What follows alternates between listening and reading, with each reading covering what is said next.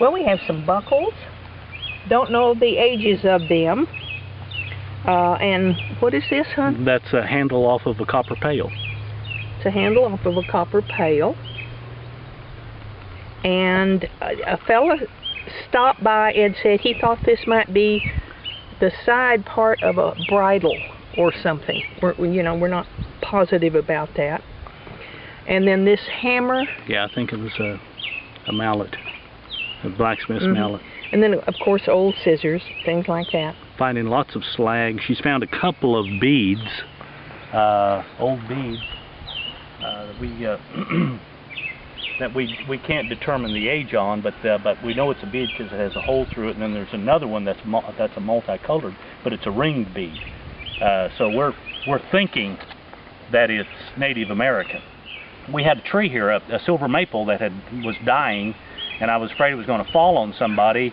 And we have future plans to re-erect a log cabin here, a guest cabin. And we had been told by family that they thought that somewhere in this area was the original blacksmith shop. But we'd never really found anything to prove that until we turned this tree up.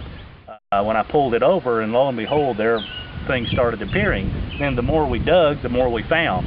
And that whole pile of rocks back over there is the foundation stones and the floor, apparently, of the blacksmith shop, because there's slag scattered in among it. And so they had a forge and a blacksmith shop here. The tree grew down and just took over the blacksmith shop. And so when they worked to pull the trunk out, everything that they pulled out around these trunks was good stuff. It was artifacts. Yeah, all the leftovers, the bits of metal and pieces, and some tools. We found some tongs, some blacksmith tongs, and so it's verified that it was in fact a blacksmith shop. This is part of off of a wagon. This is a wagon hame, and the wood part would be in here like this. Well, this is where they were when we turned the stump up. They were embedded in the roots. So you decided to just leave them there? Yeah. Yes, we did. Tells the story, doesn't it? Yeah. Do you think that the tree preserved them? Yeah, probably. It kept them together, but again, they were there, and over time, the soil and leaves and mulch and stuff just covered them over, and then the tree grew up over and around. And this is an offspring of the tree that we're going to save if we can. We try and build a cabin immediately behind it. We shovel dirt in here. We shovel dirt in here, and then we massage it with our hands, and the fines fall through, and the larger parts stay on top. And so anything that's less than this size right here will fall through, and anything larger will stay on top. And that's how we find things like this that are in or like this that are in the soil that you just. What is that? A key? That's a key. Wonder what that opened. Wouldn't you love to know? Treasure chest? But you got to find the treasure chest in there too. Exactly. I use very, very small tools. Very small tools.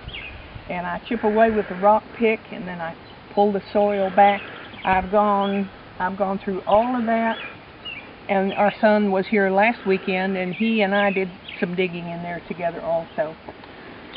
As you can tell from the trove that's in there on the garage wall, there's been a lot of stuff come out of this. And we're not done yet. These piles on this side have not been gone through.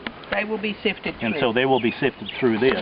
You think you can go even deeper and find more stuff? Actually, the deeper we went, we found what we thought was the bottom. It was real interesting when we uncovered the tree. You could see when we went down to uncover the roots, you could see the actual strata, the stone, and then where the workings were, and then the tree was on top of that, and then below that was nothing but undisturbed soil.